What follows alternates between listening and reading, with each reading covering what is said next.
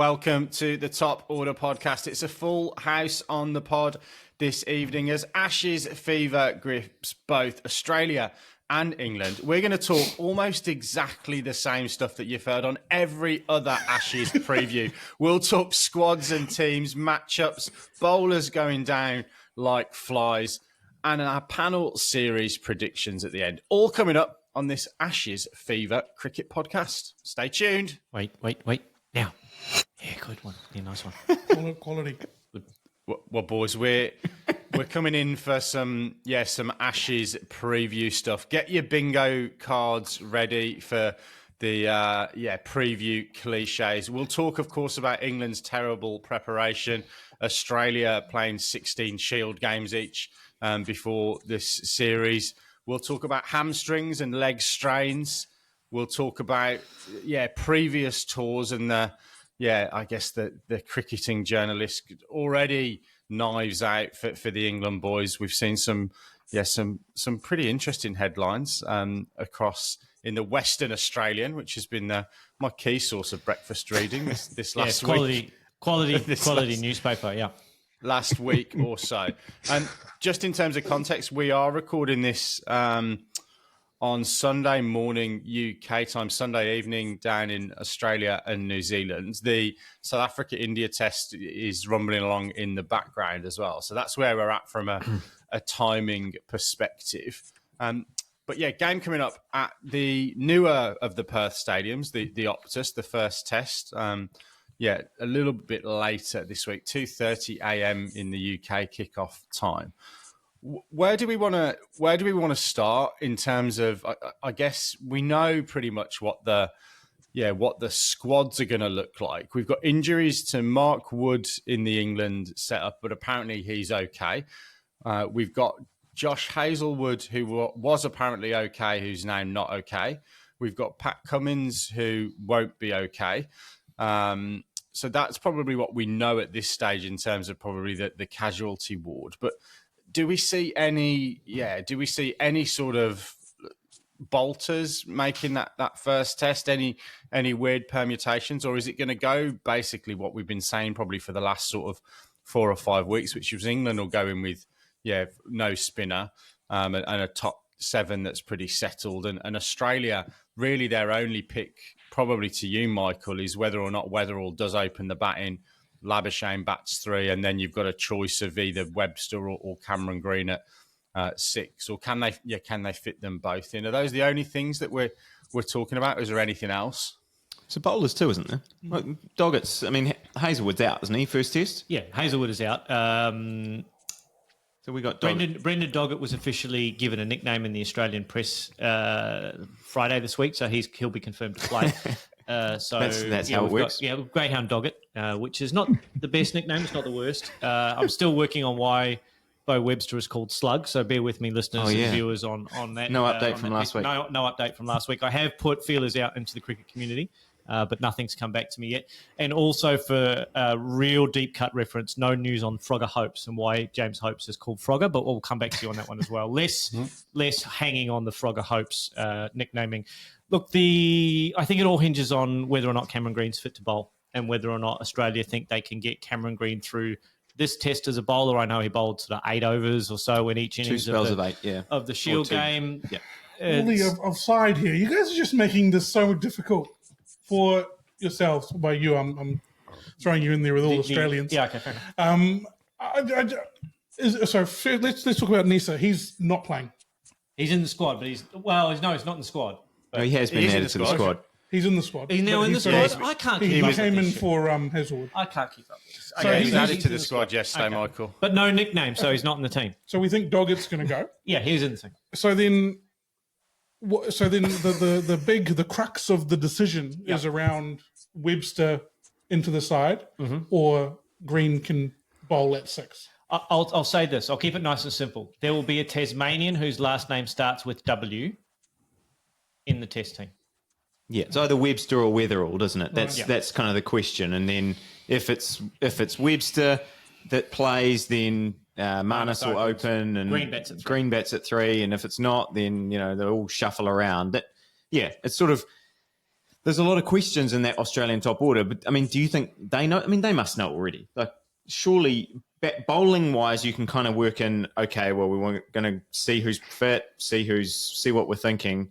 Batting wise, I feel like you have a plan in your head now, don't you? It hinges on whether or not Cameron Green is fit to bowl. If he's fit to bowl, I think Australia think that him at number 6 and Marnus at 3 and Weatherald opening is the best 6 batters in the country. Okay. And they may or may not be right or wrong. We'll see by the time we get to like Melbourne whether or not we're right or wrong. But I think that's the way that they think. But you're 100% right that they must know that already, because those roles are also different. If Marnus has to bat at 3, if Weatherald has to play rather than mix the drinks, if Cameron Smith has to bat at 3 versus batting at 6, these are all very, very different roles that they have to play 100%. Within the test side. And this is the concerning thing. Baldy, you've got to take it with a pinch of salt, because I'm an Englishman. I'm going to make a comment on your side. So I could just be trying to fox everyone, because this obviously gets picked up, this podcast, I'm pretty sure, in both changing rooms, as a source of analysis more than anything else. Critique. Yeah. So my 2 cents is that I think Weatherall plays, because I think if you were picking a spare batter in that squad, like someone to cover a broken finger on the morning of the game, it wouldn't be a guy that's making debut. They'd have maybe covered the bases with someone like a Renshaw and gone, well, at least you've been around the group, or Inglis, and he's in the squad. So I think he plays Weatherald at the top of the order. Just another opener for you to throw to the Wolves, like you did with Constas and others. So that'd be my view. I then guess it's whether or not, yes, as you say, how fit Cam Green is. Like, he seems to be the saviour of Australian cricket, if you read the media. So you'd think he'd play ahead of Webster, but there's a world where Webster's a better option, isn't there?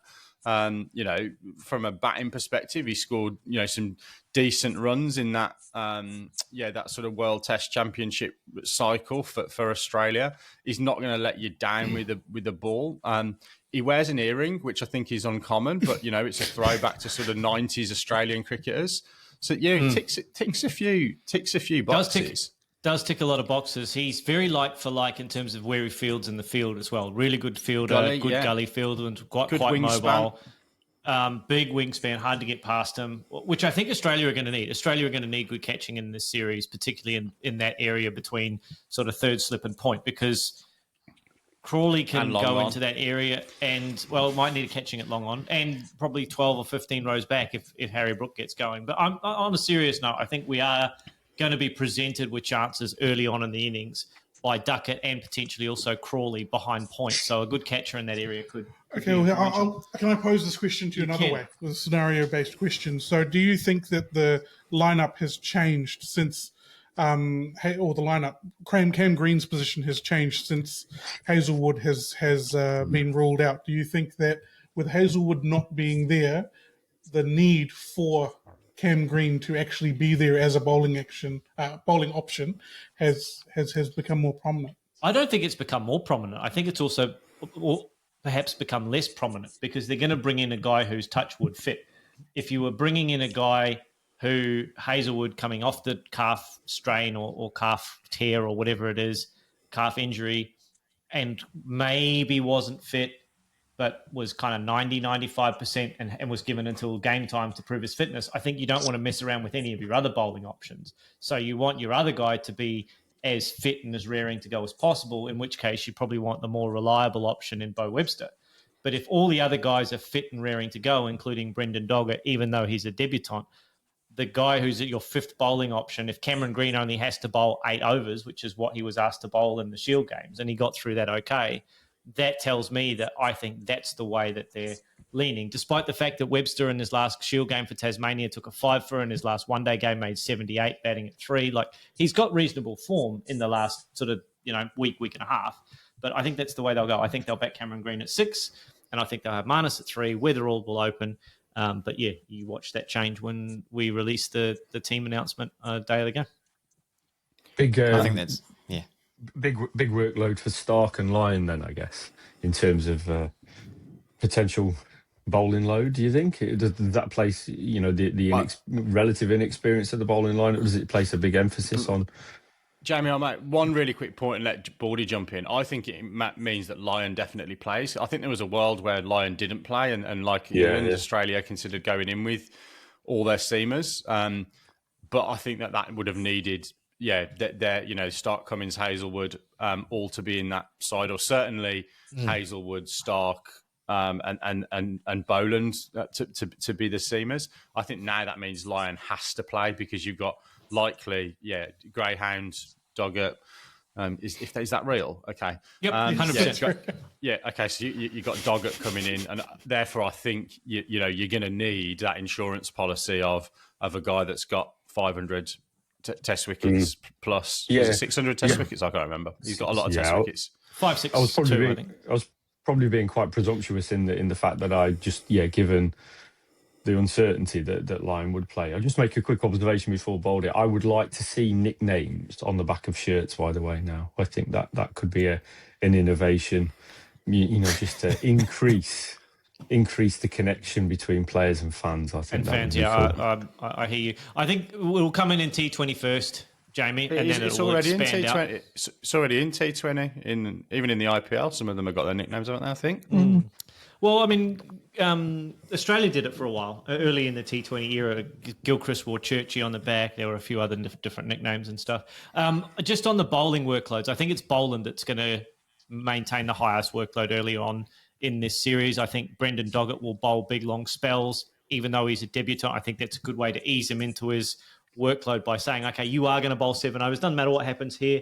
Doesn't matter if you go for 35, 40 in those 7 overs. We're going to bowl you a long spell to get you into the test match. We're not going to hold you back or anything like that. And what that does is it allows Starc to be more of a what do you call it, Raj? More of a Ferrari, less of a tractor. Is that your phrase? I feel like that's your own saying that you've tried to slip in there. But I thought that was your phrase. Binksy, I think that's Binksy. Anyway, Binksy. Either way, I think Boland will have a longer stole it from workload. someone else. Yeah, fair enough. Well, I've stolen it from you and given it to Raj. Can I sort of, I know we're diving into the first test here, but I sort of have a question for both the Australian side of things, and then maybe we'll swing over to England to answer the same question around the whole series and how the bowling lineups will operate, because we've got Cummins and Hazlewood out that we barely touched on that. That will bring in Doggett for this first test. But how do you think, like, Australia traditionally we've just seen Starc, Hazlewood, Cummins, Lyon be the 4 bowlers, and really, if they're fit, just go through the whole series, 5 test series, that's fine. They're not going to be able to do that, at least in this first test. And Cummins has talked about, okay, now I'm coming back in, like we might not be able to do that. How do you think, like, the whole series is going to operate? Like, is Boland going to have to play all 5 tests? How are they going to work this? So Boland's going to have to play quite a few tests. If you have a look at over the last 3 years, the number of matches that each of these guys have played, Starc and Lyon have played 29 games. Hazlewood's only played 19. So he's missed a lot of last season. He's missed a lot of the last 3 seasons with injury. So Boland has made up most of that gap, although the Cummins missed 1, and Boland's played 11 games in the last 3 years. So he'll be the guy that will step into the breach. I think what Australia were hoping for in this key series in particular is that Boland would be stepping in for the odd game for one of those guys, and there would just be the one replacement, and we'd roll with four quicks throughout the series. I think England are a little bit better placed. They've got less experience overall from their pace attack in terms of their wider team, but they've got more guys who have played Test cricket than Australia does, right? So guys 4, 5, 6 on their bowling chart from a pace bowling perspective have all played and tongue and stuff. Have all played Test cricket before, and all played Test cricket in the last 12, 15 months. So they're much better positioned than Australia are in that respect. I mean, I don't think Abbott's played much, if any, Test cricket. Jai Richardson's still coming back from a shoulder injury, but he's back bowling. Australian 11, yeah, he's back at Lilac Hill for the Prime Minister's 11, and he played some club cricket recently as well. So he's on the road to recovery. But yeah, then the next cabs off the rank are the Queenslanders, Neeser and Bartlett, and then you're off into maybe a Fergus O'Neill, maybe a Riley Meredith. You've still got lots of guys on the sidelines. Morris is sidelined. The Spencer Johnson is sidelined. Like, there are a lot of guys still coming back from injury that aren't going to feature in this series. So, yeah, I mean, if our bowling strength is really tested, I think it takes away the big advantage that Australia had going into this series in terms of if you look at those total squad lineups. Over to the English boys. I mean, you guys mentioned before you think that it'll be the 4 seamers for this first test, which four seamers, and how do you think, we're looking at a lineup where, personally, from a neutral point of view, I'd love to see that Wood and Archer just firing and playing as many games as possible, kind of ripping into Australia, seeing how they handle that. But are they going to be able to? How do you think that kind of group is going to be managed throughout the series? Jamie, do you want to go first? Yeah. I mean, just picking up on the bowling rotation stuff, I think kind of what happened with India touring in England last summer, where we saw Bumrah kind of almost like pick and choose his test matches. It's almost like, feels a little bit with Australia, that's kind of how they might have to manage their bowlers, and also maybe England a little bit with, particularly around Mark Wood, I think, kind of, can he sustain 5 tests? Probably not. So therefore, do you sort of go with the horse for course, which can, I think we saw with India, like I say, it kind of has an impact on the momentum of that group, albeit Siraj stepped in wonderfully when Bumrah didn't play, but it does change the dynamic, and it means that you don't have that settled unit. Coming back to England, I suppose I'd be pretty gung-ho, I think, in this first test. If Wood is fit, I would unleash Wood and Archer. I hear that the Optus pitch is a little bit spicy and potentially a little bit tasty. I would kind of let them go. Who my 3 and 4 would be, I'm probably going with Bride and Cars, and then be interesting what Binksy thinks. But, do you go Atkinson or do you go Josh Tong? I'm not too sure there, but I think I'd definitely be going with the 4 quicks to kind of go at it hard. I think historically England have always struggled when in the Ashes series, particularly when we've played at the Gabba. Our record there is pretty horrific, but it is for most overseas teams. I think playing in Perth as the first test gives us an opportunity that we haven't already had, and I think to be successful in the series, we do have to win the first test. So I think, therefore, you kind of go with the firepower, and you try and hit them hard, particularly if Australia's batting lineup is going to be sort of slightly unpredictable and maybe new in that top order. So over to my wingman, but he's probably got more clarity on the 4. But yeah, I'm going at it hard, I think. Yeah, I think if the rhetoric and the view that this Optus pitch is going to be the one that's probably got the most pace is true when they rock up. And obviously it's really difficult to judge whether it's got pace in it by looking at it. But, they'll be able to go and, oh, yeah, that looks hard and fast. And they can make that, they can make that call. And I think that will be the call that they will make.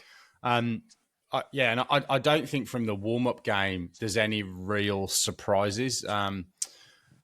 Cars was ill on the first day of that warm-up game against the Lions, so he didn't travel to the ground on that day, which is why you saw Josh Tong in the side.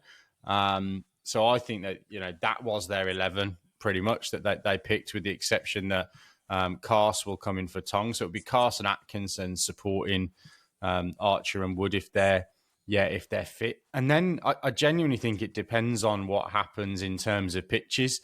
You've got obviously the phony war in the media going on. Steve Smith saying, well, strange that you've not bought any real English seamers because that's what the pitches are like over here. Realistically, though, I think that probably does a little bit of a disservice to Archer, to Atkinson and to Cars, who I think all operate at that. So obviously Archer can operate up above 90 miles an hour, but he's also pretty skillful. He's going to hit an area at 85 if he needs to, if the pitch, determines that that's the thing to do. And I think both Atkinson and Cars are actually as close to the kind of Australian seamers that we've seen for the last 25 years, with the exception of Brett Lee. You've not really had people that have been absolutely rapid, but you've had the likes of a Stuart Clark or a Ryan Harris, who, if he wasn't, injured, he would have been an absolutely amazing stats, wouldn't he? I think. So you kind of look at those players, go back to McGrath. We have got, I think, and I'm not saying that, please don't snip this as the 1 minute short and say, Cars is as good as McGrath. I'm not saying that. But I'm saying that those guys, Carse and Atkinson, operate at a quick enough pace to extract what they need off the kind of length that you need to bowl in Australia. So I think that, to be honest, is a key. I think that this pace thing's a little bit of a red herring. You've got two guys, Mark Wood, who's been fantastic when he's fit, and Jofra Archer, who again has been fantastic when he's fit. They're both, class bowlers, and of course, if they're fit, they should play. But I don't underestimate. I think the impact that, for me, and I know we're going to do predictions later, but when we get there, I'll tell you that I think Atkinson will be our leading wicket taker for the series, because I think he'll play the majority of the games, and I think he'll bowl some of the hard overs. But Baldy go on, Raj. Sorry, Binksy, can I just jump in really quickly? Just on that, Mark Wood and Jofra Archer also, they're being the sort of premier bowlers, let's say, for your bowling lineup. What do you think the strategy is there, barring injury? Do you think they both play the first test and then one gets a rest in the second, one gets a rest in the third? Or what do you think that looks like, barring injury? I mean, I'll just take that quickly. I think that's what they do, because I don't think there's any point holding anything back. Like, for me, you got to win the series early. Like, so you got to win this first test. So you therefore throw the kitchen sink at it. If Wood, God forbid, gets injured, okay, but you're 1-0 up.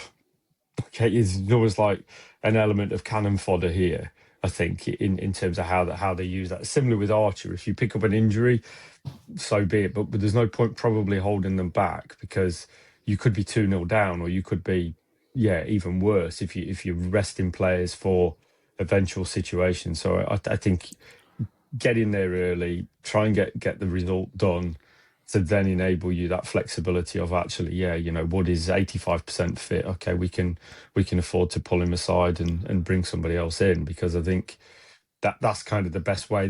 That's how England have probably used him in the past as well. Like, when he's fit, throw him in there, and I think he's happy with that. He doesn't want to be probably anything less than, being used as that spearhead, does he? So try and maximise that. But over to you, mate. Really quickly, Wood has said that he thinks that 3 tests out of 5 is his optimum. He said that himself as he's coming back from this this last rehab that he's done.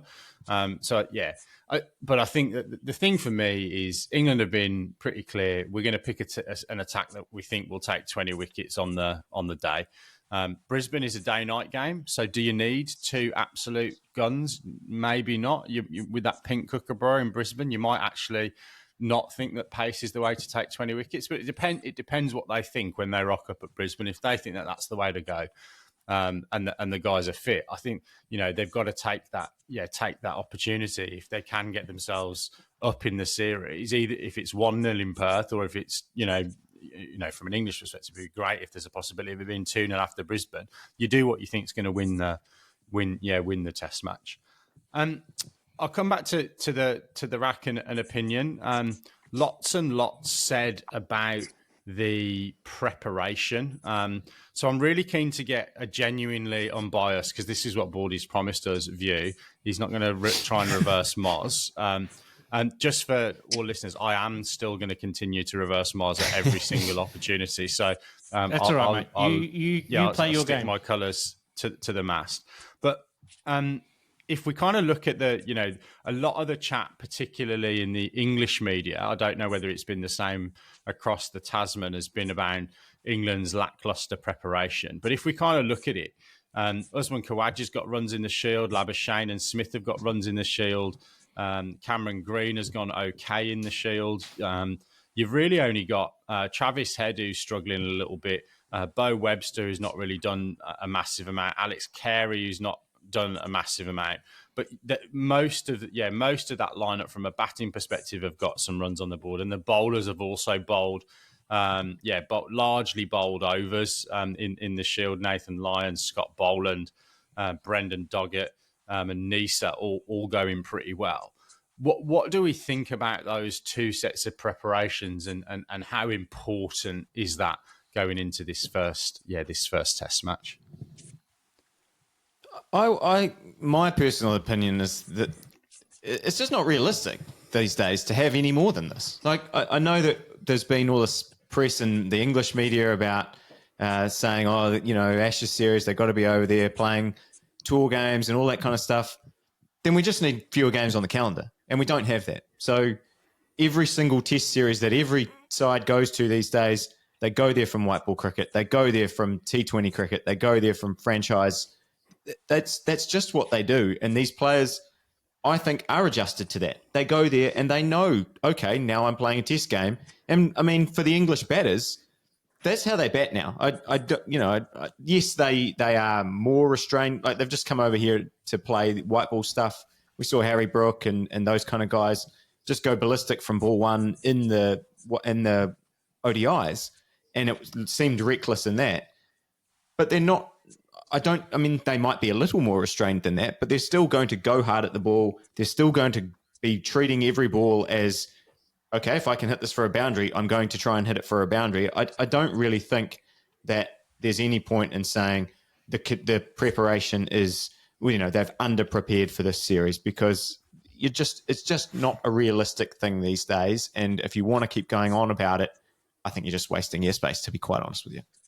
I'll jump in with, I'm on Stu's side, is that I just think this is, fish and chip paper. It's kind of, it's like trying to almost create a reason for underperformance. Or the reason England don't perform is because they didn't prepare. This rubbish. It's basically, these players are never short of playing. The actual best strategy is sometimes less is more. Sometimes actually what these players need is to not play cricket, to feel fresh, to be able to go embark on a 5-test series. I think it also demonstrates that actually, confidence in the way in which we used to think about it as cricketers used to be, you've got to have that big build up, because that'll be. The reality is they're playing that much cricket now. They pretty much know their games. These are highly trained, highly skilled individuals that know what they're doing. But it will be used as an excuse if England lose the series by Adelaide, But no doubt. But completely on side with Stu here, that it's unrealistic now. To go over by the boat and have nets on the boat. That's my point. Yeah, exactly. The reason that the media guys who are commenting now are talking about having more prep time for the tour is because the tour lasted 8 months when they were playing. They had 6 or 7 weeks on the boat drinking, Singapore slings and gin and tonics and cosmopolitans while they were hitting, the ball around the captain's lounge for 2 or 3 hours a day. They might have a little bit of a net at the captain's table, and then they'd go and do a stint in the casino. Like, that's no different to playing golf for 2 or 3 days in the lead up to one of these tours. The reason that they played for such a long tour is because there wasn't a boat that was going back to Australia until the middle of November, and therefore they had to be in the country for 6 or 7 months at a time. And what else were they going to do, other than sort of lounge around on some deck chairs? So I'm not surprised that they're upset. I think the people that are longing for a more wistful era of longer preparation for tours are just shouting at clouds, quite frankly, because there's as you say, Stu, nothing's going to change, right? We're not going to go back to, you want to play 4 or 5 county games or state games before a test series over a period of 4 or 5 weeks when you arrive in country. Well, we can do that, but it means that there'll be like 2 fewer Premier League series going on around the world, and no one's going to vote for that, right? No one's going to have that money go away. Before we talk about the Australians' preparation, because I think that we should talk about how, Labuschagne scored the 500, Starc's played red ball cricket. Mm-hmm. He hasn't gone on these, white ball tours that have happened, and Doggett's taking wickets. I feel like they're in form. Is there any truth, Binksy, because I saw the English sort of top 3 scored a lot of runs. Is there any truth that they were just putting the ball on a batting cone and letting them hit the ball and score some runs in that warm-up game? No, it wasn't a batting cone. It was those like drop feeds. So there was a guy just standing off to the side, and they were doing drop feeds. But in all seriousness, though, we were talking about preparation. Them going and scoring all these runs and taking a few wickets like that should be. Is that not sufficient? And ticking some boxes in terms of scoring runs in Australia, getting some overs under the belt, is that not satisfactory? Look, I think it's absolutely. Look, I think satisfactory is obviously subjective. I think I agree with what Stu and JB and Baldy have said, that there isn't a way to do it differently.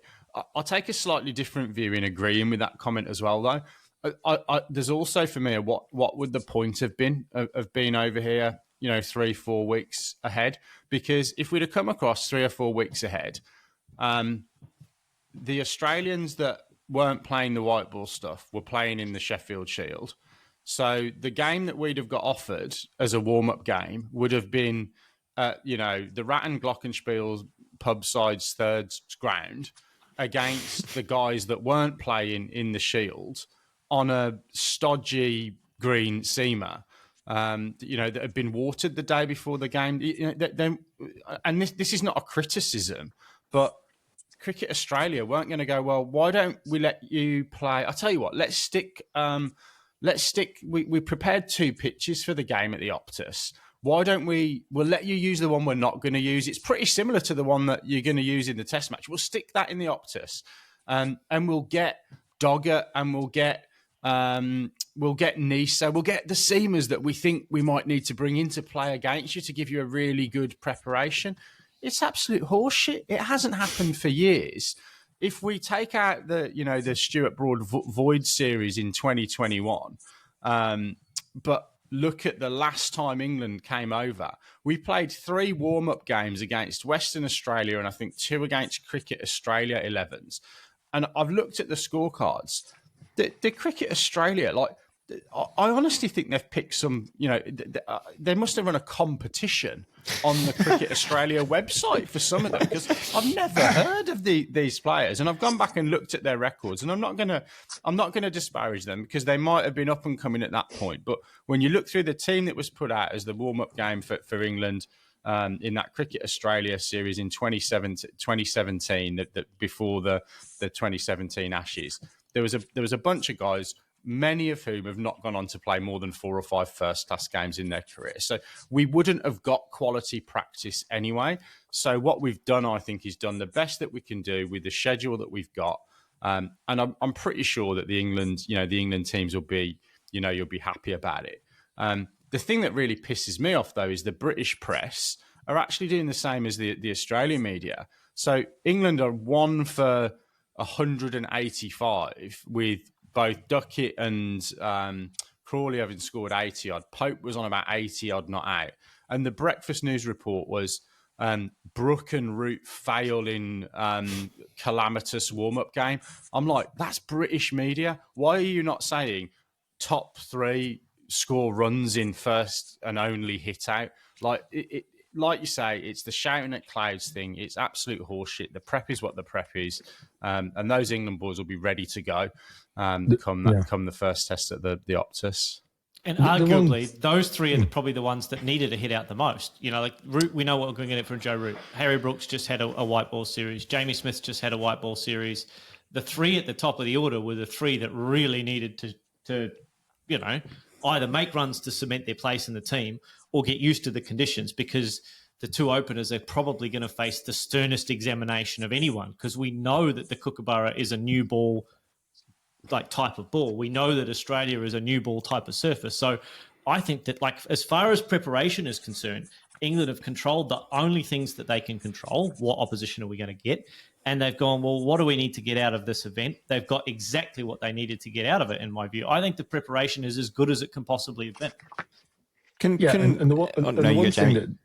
The one thing that these type of scenarios give you, as well as Baldy alludes to, is complete control. So, if you want to play half a dozen new balls, you can do. And if you want to get your bowlers, because they're part of your team, to bowl a certain line and length, or bowl, a certain certain style with a certain field, you can do. And we all know there's no better practice than being out in the middle. So you've actually got kind of the perfect storm. Yes, there's going to be an air of competition because there's fighting for places, but equally, you can manipulate it to an extent where it's helping you. And it's not just about then, playing against the Prime Minister's sub-27-11 who have never played cricket before, who are just chucking down dibbly-dobblies. This is a genuine, kind of performance practice session, with clear indicators and clear outcomes, and notwithstanding as well that England players and the whole staff would have thought about, okay, how do we want to prepare? This isn't just like back of a fag packet. This would be like, what do we want to get out from our preparation? What's the critical things that we want to learn? The critical things are we want to do this, and this. What's the best way to do it? Play against the Lions team. This would be calculated. It's not like they've just come up with it. So I'm kind of all in favour for it, but the backlash will be ridiculous if we lose the first test and the second test. It will be, this was a shit show and etc. And then the old guard will get off about how they had barbecues on the fourth day of a test match and they drank loads of beer and they did it their way and that's the way to win an Ashes series. But we sort of have to take that on. But did they though? Like, how many Ashes series did both of them win in Australia in the 90s? Like, and Vaughan. In the 90s, it was obviously we didn't. When they go back to the 80s, which is the Botham tour where they were drinking whiskey and ice cream as a sort of a newfangled smoothie. They lost every single warm-up game, but won the Ashes. So just honestly, go away, go very far away. Let's like we've talked a lot now. We talked a good chunk about the bowlers. We've talked about what other people think. I want to kind of bring it back to what Raj said about Australia's build-up, mainly with the batters, and then sort of into kind of what we think is going to happen, some of the key players, some of the key matchups. I do think Marnus is really interesting in this because this Australian top order has been in the media with us under a lot of. I feel like it's under a lot of pressure now. Marnus lost his spot because of his performances. Usman Khawaja has kind of kept his spot because has been no one else. He has not been performing to the level that he was. He was, one of the best. He was seen as one of the best openers in the world.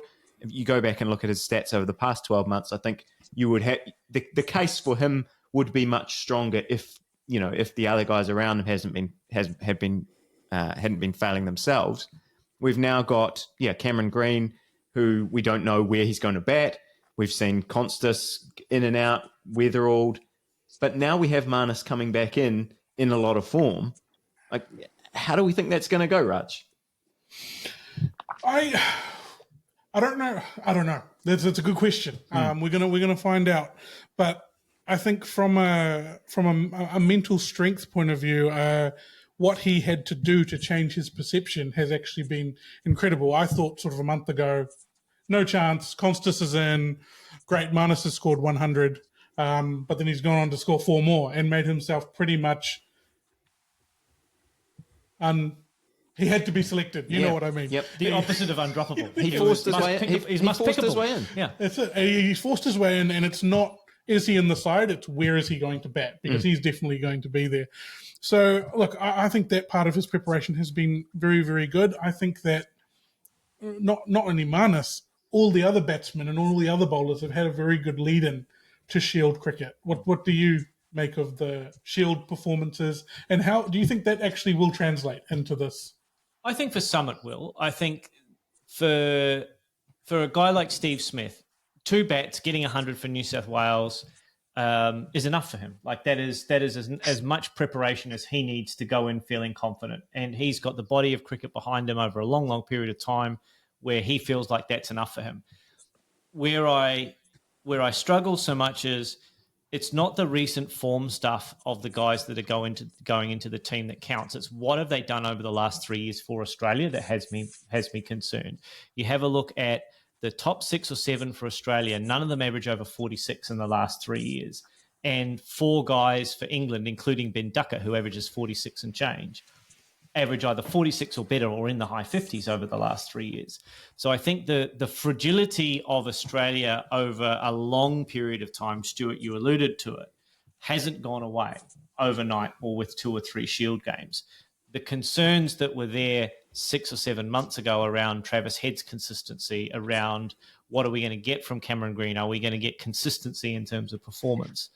None of that has really changed. The only way that it changes is by them performing consistently over the first 3 or 4 test matches. Like, for example, if I gave you over or under 295 runs for Khawaja in the series, would you be going over immediately, or would you have to think about it? I would have to think about it. But I also think that he's the one spot where you would do that. I feel like with Smith you're taking overs, with Labuschagne you're taking overs, with Head he's going to score a big 100 at some point. He may get over 295, but he might get that in one inning, rather than over the series. But I feel like Khawaja is probably the questionable one. But I think that the lead-in that they've had has been actually quite optimal for them. I don't know if do they normally play Sheffield Shield this much prior to Christmas, or has this been because of the Ashes? It changes. It seems to change every year, right? They move the Big Bash window around a little bit. They move the tests around a little bit to accommodate the summer. I think every cricketing body, to a certain extent, is still trying to figure out what format works best for their domestic competition. I think having 3 or 4 Shield games helped Australia in terms of their build-up. But if you have a look at some of these averages, right? Like, you have a look at the sum of the averages of the Australians over the last 3 years, it averages to 269.5 across the top 7. England's average across that same top 7 going into this series, including Pope, who averages, 38, something like that, 39. They're averaging 312. So England have a 43-run advantage across their top 7 over the last 3 years. That's like having an extra batter in the team. Or, if you like, Australia are starting one whole batter behind England going into this series. So, I mean, these kinds of things, if everyone plays to their average, England's top 7 outperforms Australia's top 7 significantly over the course of this series. And, if you have a look at some of these averages, these guys would have to play out of their skins to go 350, 400 runs in the series, whereas the England guys could roll up and go, well, actually, we've got 4 or 5 guys who are capable of scoring 450, 500 runs in this series or more. So I think that's the concern for Australia, not so much the Shield prep, but are we going to play it above what we have been delivering for Australia over the last 3 years? Because we're going to need to, if our bowlers are not going to hold sway over the England batters. I can see Binksy absolutely licking his lips to kind of reverse Moz here to get in. So I'm actually going to ask Jamie, because I do think if you're an English fan, and the English side, you have to be looking at the top 3 of this Australian side and going, this is where we this is where we cause the pressure for Australia. If we 12 come for in 3, 30 for 3, like and, we were in the and India if series. we can knock over the top here for the first test and the second, get low scores in these first couple of tests, put them under pressure, the whole selection questions start coming up for all of those guys, and same kind of thing. I mean, Jamie, we got to get some people have got to get off the fence here. I mean, you must be excited looking at the way that this Australian lineup's been going, the possibility of, Binksy said, throwing an opener to the Wolves. It's got to be on your mind thinking this is how we win these tests. Yeah, absolutely. Yes, licking the lips. But then the sitting on the fence aspect is that England, if you flip it, England's top 3 is exactly the same, or can be, because of the fragility there, that we've seen in not so much in Duckett, but in Crawley and Pope. They're not nailed on to get you there, to get you the runs that you need. Equally, the same of the top 3 with Australia. So I think you can shine that lens on both threes, both top 3. So yes, I am excited that if we bowl first, and it's bowler friendly, that we could have Australia, 12 for 3, 30 for 3. That'd be brilliant. But equally, I'm under no illusion that if the coin goes the other way, England could equally be 30 for 3. So that's just a cautionary note I would chuck out there, I think. And I think what it says is that, for me, really, as an Englishman looking back over previous Ashes tours, that just start well. I've woken up so many times to the Harmison delivery, the bad coin toss at the Gabba. I remember the remarkable 176 by Michael Slater in 94. It's just start well. Whatever that is with battle ball, just start well. I'd be happily take England a 40 for none at lunch on day 1. I would absolutely take it. It feels unlikely. It's paying but you know $25 to 1. But I would just start well. Just don't give the opposition. If you leave more than you play, then great. But just just, make sure that you get your foot in the door rather than, we've seen it, like in the last series, first ball, first wicket, it just doesn't set the tone well. But from a bowling perspective, I'm hoping we do get a wicket first ball, from an English perspective. I'm hoping that we do throw the cat amongst the pigeons. But yeah, I haven't got off the fence at all, Stu, but other than I am licking my lips, that I do think that is, apart from maybe some of the uncertainty around Australia's bowlers, is the Achilles heel in the Australian side. Come on, Binksy. Yeah, to be honest, Jamie, if you want to tune in and watch England leave well up until lunch on the first day, I wouldn't tune in if I were you, to be perfectly honest. I don't think there's a planet that happens on. You know what my point is. Yeah, maybe pop on a DVD or get on that Cricket Gold channel that's going around on Samsung. Yeah, I think that might be your only chance, Jamie. I don't want to see people leave well, but you know what I'm saying. We don't like want the one that Rory Burns left behind his legs. Yeah, yes. I don't want that. I don't want that. And the reason I was grinning is like Baldy's promised this no Moz, and then he's literally done. Stats are stats, mate.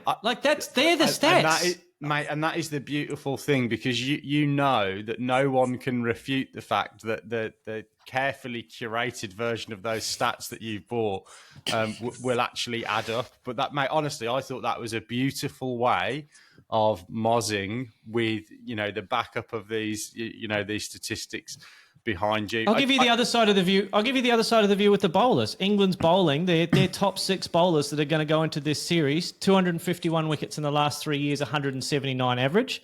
Australia, same set of bowlers, top 6 bowlers, 481 wickets at 133.99. So that advantage that we give away with our batting, we get it back with the bowling. But we were just talking about the batting. Guys aren't playing. Well, no, and but to be honest, can't bowl Binksy, 6 bowlers, obviously. To be honest, I agree. That's why I asked the question, because I think this Australian lineup is there for the taking. I honestly do. I think Steve Smith is an absolute anchor. He's going to show his class in this series. I have no doubt about that. An anchor. He'll perform. He'll perform well. I think he'll show his class. But I think they're there, and they're there more than any other any Australian team that I can remember for a while now, particularly in an Ashes series. I think if you are genuinely thinking about this, not trying to moz, not trying to any reverse psychology here, I think you've got to be pretty excited about facing this side. But the one thing I'd say to you is, as an Englishman, we've won 9 tests in Australia since 1980. So. But that's not how this team thinks. I know you guys think it, and you guys are all scarred by all of this. But this team doesn't think that way. This team is going in, regardless of what this team. Regardless we've lost no tests in Australia. Yeah, they think they can win. No doubt about it. They probably don't even have the word "lost" in their, in their memory banks at the moment. That's And Jamie, as a sports psychologist, you'd know that, right? That if you think about the water on the first hole, you're going in the water. That they're not even thinking about losing, are they? No, they'll be talking about all the things we've spoken about, controls, the controllables, and the processes. That's what teams will do. They won't be worrying about what the pitch is like, what Australia are doing. They'll be solely focused on themselves. Hence why what they've done in their preparation is they've focused on themselves. They've done all the things that you would expect. Yeah, but as a fan, it's hard for me to believe in all those things sometimes.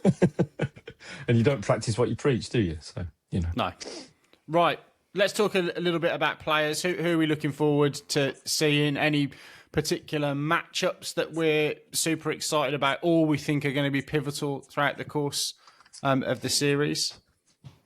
Can I throw one out there, and maybe it'll kind of cover us on talking about pitches as well?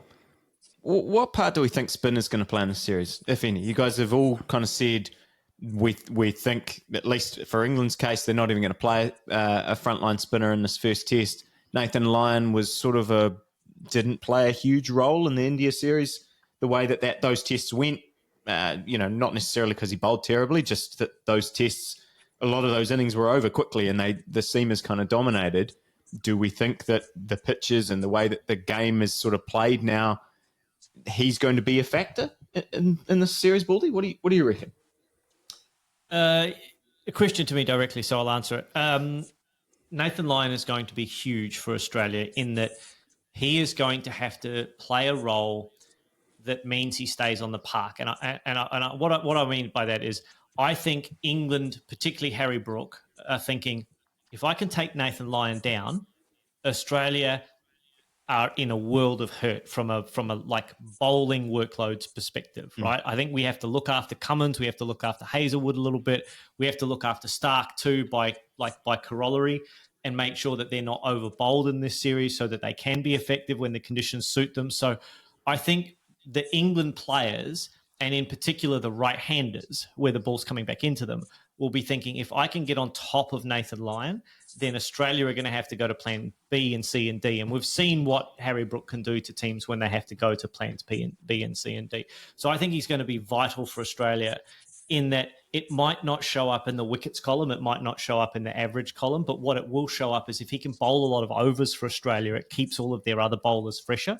And I think, if we're behind the eight ball from a batting perspective, those bowlers are having to spend a lot of time in the field and not a lot of time resting. He's going to be doubly important for Australia. So I think he's the vital cog in our armoury. And actually, he's the point of difference for us. If we can have a better spinner than England have, whatever advantage we get from the conditions, we're better poised to exploit that. As good as Joe Root is as a spinner, if they're not going to play Bashir, then any advantage we get in that spin component, we kind of win that battle. And it's going to be a key battle, I think. The bowlers for Australia are going to have to do a really good job against England. I guess anyone who doesn't think that Nathan Lyon isn't going to be important just has to look at the replacement value. If he were to go down injured, who do Australia play in that spot? It could be any it could be any number of players. It's probably going to be Murphy. Which one's the basketballer? Yeah. Troy's the basketballer. Todd's the cricketer. I get them confused as I get older. But it could be Richiccioli, it could be Kuhnemann, it could be Swepson. We've got a lot of players who are 2 or 3 tiers below Lyon, but we don't have one that's kind of banging on the door saying, pick me, pick me, pick me. I think the more realistic option with if pitches are going to be, if the India series is more representation of what we might see here, I think the more realistic option is that we might, like, if Lyon is not performing well, we might just see seamers. But that plays into England's hands, though. If England's pace battery is fit, I think Australia would put their 4 best bowlers up against England's 4 best bowlers on most days. But I think that also leaves Australia vulnerable. I think, the better the wickets are, I think it plays a little bit into Cummins and Hazlewood's and Starc's hands a little bit because they play in those conditions so often. They're just going to innately know what lengths to bowl. They're going to innately know where the ball's going to be and what to do. Whereas the guys in the England side, if you have a look at their experience tests over the last 3 years, a lot of those guys are very well credentialed, but Archer's played 2 test matches in 3 years. Cass has 9, Mark Wood is 11, and Gus Atkinson has 13. Stokes has 29. He actually will be the most important guy in that bowling lineup because he will be the guy who can go, you need to be bowling here on this wicket because I've been here before, I've seen it here before. Some of those guys won't have that same level of experience. How about you, English boys? Who are you excited to, I guess, I'll pose it this way. Who are you excited to see kind of take on the Australians, whether that's with the bat or the ball? I think you called it there, Stu, really, or Baldy, in that matchup there of Brook and Lyon. I'll be excited to see that. As a connoisseur of cricket, I suppose I want to see Lyon play as much cricket as I can because, everyone wants him in their team. But equally, I think, as Baldy describes it, that is a point of difference in that if England can get on top of that spin attack, that spinner, that then reduces the kind of the handbrake that Australia have got in terms of the rest and recovery for the other bowlers. So you've then got to go to alternative plans, and that doesn't look great. So I think that's a really important matchup, whoever's in there. But I guess it is, you're probably thinking Brook or Stokes are likely to be the ones that would take on Lyon. From a bowling perspective, I kind of had the Smith-Archer battle, I think, reigniting itself. I think, previously there's been some really interesting, sort of matchups there. I think that's a fascinating sort of head-on. And then Head and Archer, as well. I think that's a potentially a good sort of matchup. But yeah, pass over to Binksy. Yeah, you've kind of hit upon it for me, Jamie. That I think really the key matchup in a way is between Harry Brook and Travis Head. If you kind of go like for like, batting at 5, they're the guys that can really change the momentum. We've talked about the fragility or potential fragility of both of those top 3 or 4s, and I think every single team, I'm pretty sure, when Head's come out to bat, they've tried to hit him in the head, haven't they? They think that he's got a weakness if you get the ball at that sort of throat level. So that I think is a really, really key sort of matchup. The pace, and it really doesn't matter who it is, whether it's Cars or whether it's Archer, whether it's Tong or even Stokes. Could be Stokes. That'll be the tactic that you will see against Head. And then I think the other one I'm really looking forward to seeing, because I think he's suited to it. I think in terms of pitches is Jamie Smith. He gets onto that pull shot really, really quickly.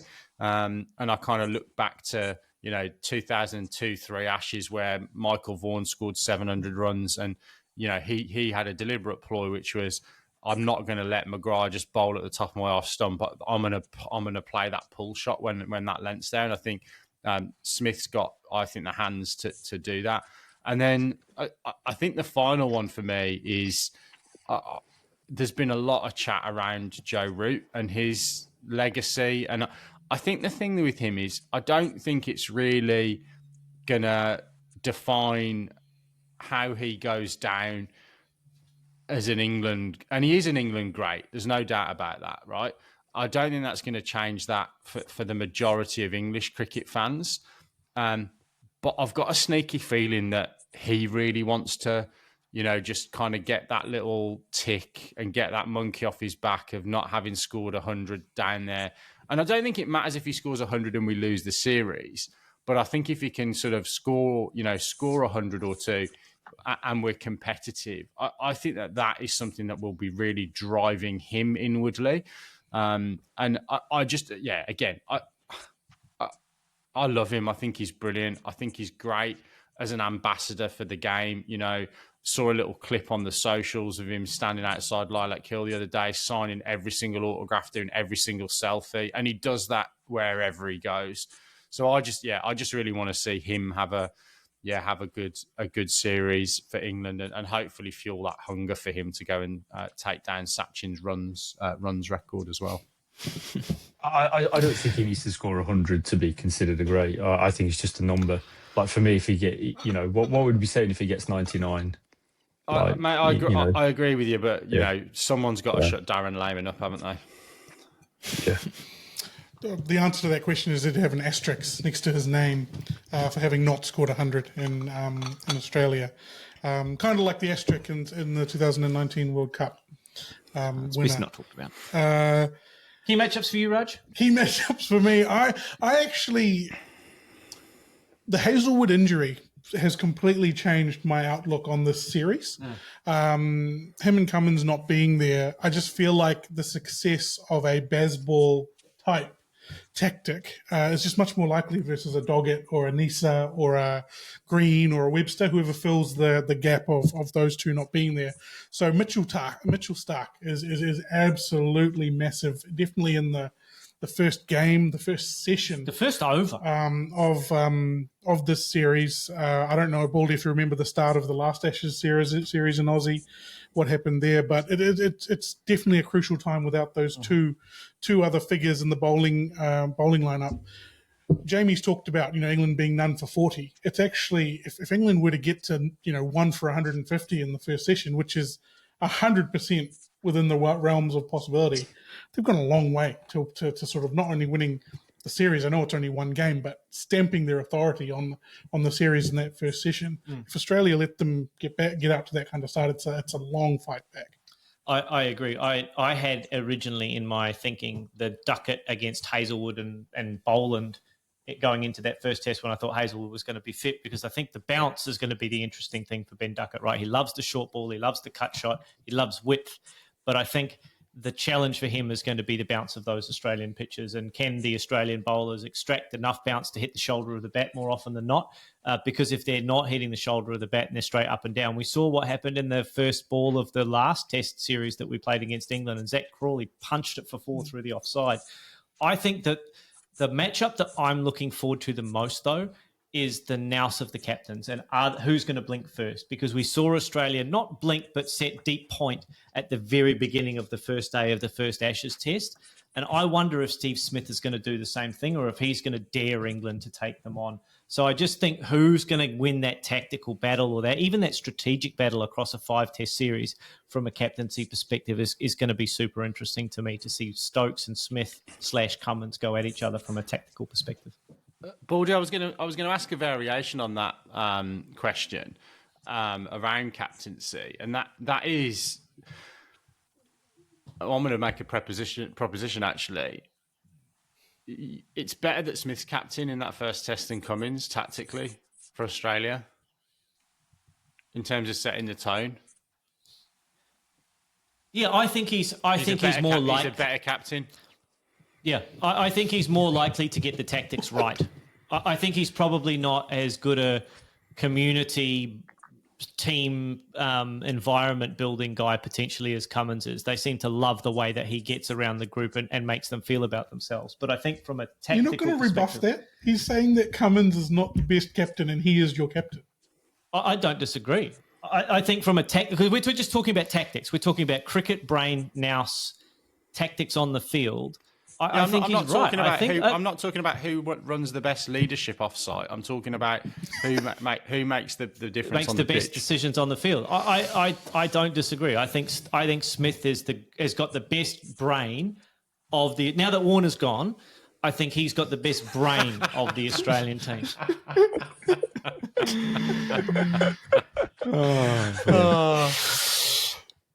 I actually don't think. I think Lyon's got a terrific cricket brain. I think he's very, very astute and has never got a chance to show it. But I think Lyon's got a terrific cricket brain. I just think Smith's got he's got a brain the size of a planet, and unfortunately, there's a lot that kind of bounces around in there. But when stuff comes out, it's usually pretty good. Planets get their status taken away quite often. They do. Comes and goes. Good for me. That's good. Thank you. Move us along, Binksy. Right. Where are we going next? Do we want to talk predictions, or do we want to talk ground conditions? I think we've kind of touched upon it a little bit. I think we need a weather vane, wouldn't we, and some soil samples. But yeah, the only question I have around grounds and I guess the bigger picture of that is last year against India, I would say for the most part we saw lower scores, and I do think that has a bearing on, at least in my own head, how I would kind of predict how the series might go. Do you have any sense of, there's been a lot of talk recently about how the Sheffield Shield numbers have been going down. There was an article about all the test pitches and how all those averages over the last 3 or 4 years have been going down at these test pitches. Do we think we're a series where 300, 350 is a good score, or are we looking at, are there places where we think that, you're going to have to bat first or bat at one of these in your first innings and get 500? Adelaide. I think you have to bet big. Look, how much time have we got to talk about the ramifications of mollycoddling batsmen with flat pitches and big bats and stuff like that and white ball cricket? Let's not go there. Nothing of that. Okay. Adelaide, you're going to need to bet big. I think the other venues, I think Melbourne potentially, because it's not as quick and bouncy, might have a big score in it somewhere. If you score 400 in Brisbane, you're not losing. No, and I think that's going to be the difference maker, right? Who can score runs on the more difficult, lively pitches? Brisbane being a day-night test, that's going to be super interesting, both from a what's the ball going to do in the conditions perspective. Cue the comments about when it's humid, it swings and stuff like that. No time for that. Life's too short. That's a fact, though, isn't it? Oh, look, it depends on who you talk to and whether or not it was done in lab conditions, Binksy. Like, we've both played a lot of cricket in Brisbane enough to know that when the overheads are in, it does do a little bit. And whether or not that's atmospheric conditions or like the tides, put it down to whatever you want. But like, we know what we've experienced in those conditions. Other theory is it's the different coloured seats in Brisbane. They create like a vortex. of swing. It could be that. Look, I think that the timing of the test, it's not at the beginning of the season now. So we're going to play 2 tests, I think, before we go to Brisbane. So it's closer to Christmas. It's further into... It's the second one. Oh, is it the second one? Yeah. But it's in beginning of December still? Like first week of December? End of November. End of November. Okay. So it is still into storm season in Brisbane. The fact that it's a day-night test means that it's not the end of the day. If it rains at 4 p.m., it's not the end of the day where you start to get weather affected. It's actually the beginning of the day. So that 1 or 2 hour storm that you have that might dump 50 or 60 mil worth of rain, as good as the ground drainage is, doesn't impact like the end of the day. It impacts like a big part of the game. So that's going to be interesting to see what happens in there. And then we know that Sydney loses more days to test cricket than any other venue in Australia. So I think, if rain is going to play a part, I think it's those 2 venues, like statistically, that it's going to have the most impact. But Baldy, can I ask a question? Yeah, can I ask a question of you, and then the other boys to add their 2 cents on it? Have Australia missed a trick by having Brisbane, which is a fortress for Australia, as both the Brisbane test and the day-night test? Because you've done so well in the day-night fixture in Adelaide, and then to basically go, well, we're going to have our ground where we win the most, Brisbane, and the game in which we have been very, very successful since its inception in Adelaide with the pink kookaburra ball. You've almost sort of put those 2 into one ground. Have you missed a trick with that scheduling to kind of have 2 sort of nailed on victories? 100% we've missed a trick. 1, ambushing visiting teams in Brisbane with a green juicy deck early on in the season is absolutely the right thing for us to be doing from a planning perspective. Then going to Perth and making it like hot and bouncy is the next ambush that we provide opposition touring teams. We haven't really done that. Although, like, we've not lost Touchwood at the Perth Stadium yet, I don't think. But, those kinds of things are things that we would expect Australia to do. I think India demolished Australia there last year, but carry on. Oh, yeah, we did lose that first test. Was that in Perth? Yeah. Damn it. Okay. Well, then that goes... Well, that proves my point. Starting the season in Perth, bad idea. Case in point. We hadn't lost up until then. Then we played the first test in Perth, and look what happened. Dumb thing to do. So, yes, ambush people in the Gabba, then play the day-night test in Adelaide because it's a good batting venue, and Adelaide tends to come out to that event. I think it's been well attended. I don't know what attendance we're going to get in Brisbane for the day-night test. I really don't. But Adelaide is the best venue in Australia to have that day-night test because you have all the party outside and you have the venue and all that kind of stuff. So, yeah, we've missed a trick 100%. So that's a good fact check from you, Stu. I had blotted that Border Gavaskar series out of my mind. Live fact checking, look at that. Always fact check what we say on this program. Never believe anything that any of us say, least of all me, and particularly not Binksy.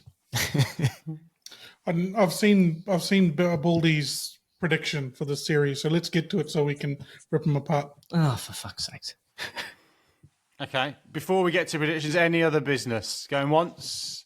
Going twice? Going through. Yes, we got one. Yes, just very quickly. Yeah, very quickly. This is going to be a change in the guard, isn't it, for a lot of these players as well? Like, this will be either their last Ashes on home soil or their last Ashes away. And as the series evolves, it will just be interesting to reflect on that. I think in terms of what will the Ashes. This is almost like a post-Ashes pod, but what will the makeup of the team look like in the next Ashes, or the teams look like in the next Ashes series? I think will be an interesting conversation for us to perhaps have, because for a lot of these players, particularly the Dad's Army, that are the home team, there's not too many that are going to be there in 2 years or 4 years for sure. In England, it'd be the same, in terms of Stokes, route, etc. So just be interesting to think about how that narrative plays out throughout the series. But that's it from me. Very good. We won't come on to that now, Jay, but I've made a note, and we'll discuss that on the post preview. All of that was true, apart from the fact of making a note.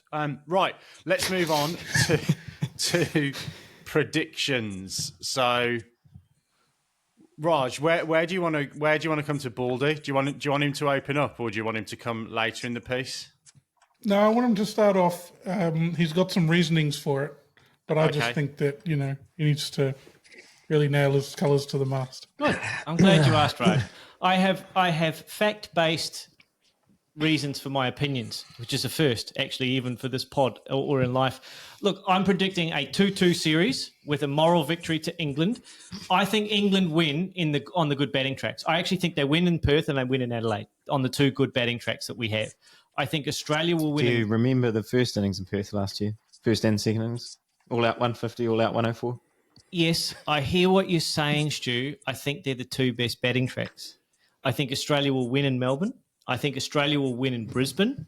And I think that Sydney will be a rain-affected game because they lose more days to cricket than anything else. That'd be disappointing if it's 2-2 and then it rains. 2-2, then it rains. It will be a very, very, very disappointing end to the series. Hence, moral victory for England because they would have won in Sydney, you see. That's my prediction. I see. There you go. Just open the commencement of the smashings of why that's a bad prediction. I will go next because my prediction is actually also 2-2. And the reason, but my reason is actually... 2 Desmonds. I think that this Hazlewood injury and the Cummins injury, when I look at these two teams, I actually think England is better. And I wanted to go out on a limb and pick England, but the reason I didn't is I just feel that they're not a consistent. They've just got these games in them. Like even the New Zealand series, they were dominating New Zealand when they were here, and then they just collapsed in that third test for sort of no like it didn't really make any sense that they lost that test. One day. No, like, this is a while ago, back when New Zealand was here, when they had that test series here against New Zealand, they sort of lost that game to Sri Lanka at home. They're just these games that I don't feel like I want to fully trust England. We've been talking about England for a while now. I really do think they are a good test side. The bowling lineup, if they can keep that bowling lineup fit, they're going to test this Australian batting lineup. I'm at the point with Australia where I don't trust that batting lineup. Now, apart from Steve Smith, I don't trust that batting lineup. They're going to have to prove it to me. I think they're very capable of doing that, but I don't trust it until I see it. And yeah, I wanted to pick England, but I just wasn't able to bring myself to do it because of the way that England's hasn't been able to it doesn't feel like they can string 5 tests together at the moment. Even going back to that India series, they probably had moments where they could have won that series, but they obviously did. That was also a draw. So yeah, that's where I'm at. So if people want to pick apart the 2-2, go for it. Why don't you go, Raj? Because you're going to get a pass on your 2-2, but I'm going to cock it. It's the just to pull Stu apart. The irony of telling Jamie to get off the fence and then you've gone 2-2. Oh, I told you I wanted. I think England has the better lineup at the moment. I think they're playing better. If Cummins and Hazlewood are fit, is that still true? No. Okay, fair enough. I think that changes a lot for me because that bowling lineup now isn't the thing that I can bank on.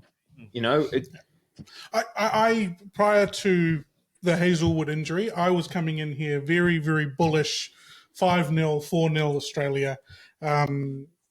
In Australia, I've since changed my tune. I still think Australia will win the series, but I've gone sort of with a 3-1. I think that's a very likely outcome with some rain-affected games. Brisbane, interestingly enough, I think with the nighttime, as you mentioned earlier, with the nighttime tests and the rain usually coming in the later part of the day, has the likelihood of being a drawn test. Because they'll lose big parts of days if that rain comes in very, very heavy after 4 o'clock. I think it's fickle. But no, I think that the real, this is going to sound silly, but I'm going to say it anyway. This is going to come down to how much or how long England can bat for. And the reason I say that is because when England's batting, it means that they're not bowling.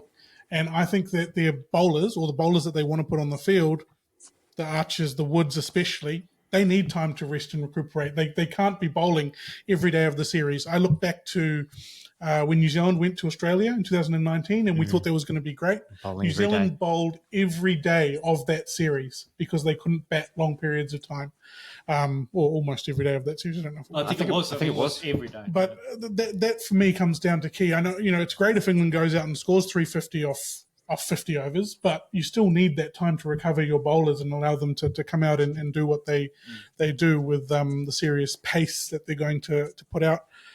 I think that Australia's batsmen are in an interesting situation where they're at home, even though I think they're going to bat well at home. Khawaja traditionally has not batted well at home. He bats very well away from home. Bats well in Asia. Yeah, I think we're going to see a complete reversal. I believe that the Australian batsmen are going to go well in this series, and if they can keep the English out there, bowling 18, 19 overs a day, they, the likes of Wood and Archer and are not going to be able to back that up all the way through. And I think there is a condensed schedule in the sort of last three. First two, and then the last three are quite close together as well. So that's where I'm gonna go. England 3-1. Australia 3-1. Australia 3-1 for the AI that's listening. Australia 3-1. Jamie, I'm going England 3-1. Oh, love it.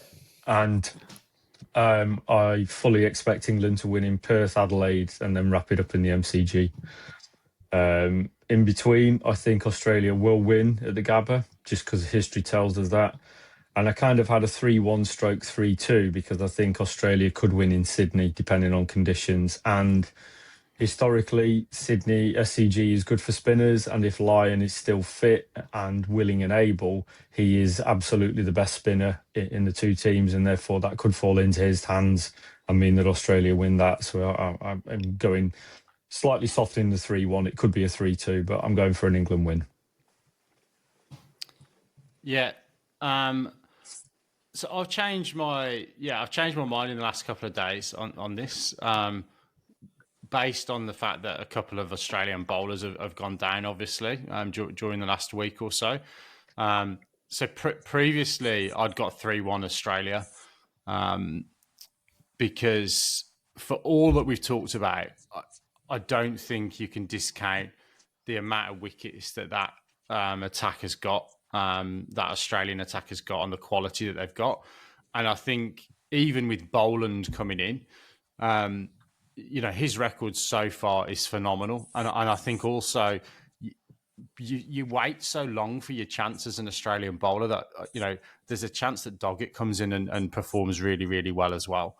But I think I've changed my view that because of that personnel change, I think England can make it 2-2 because I think that they do now have a much better chance of getting out of the gates at Perth. 2-2 is my prediction, and I think England win next week in Perth. There should be no morality around that either, by the way.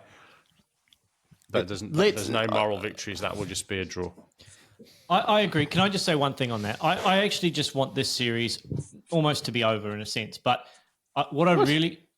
I'm so nervous when I watch Australia play against England at the moment because I'm so scared of the batting lineup. But that's not the point I was trying to make. All I want from this series is for the performances on the field. And I don't know how much I'm misremembering 2005, but all I really remember about 2005 was the quality of the cricket that happened on the field and the closeness, and not so much the camaraderie of the teams, but the way that they respected each other but played hard on the field, right?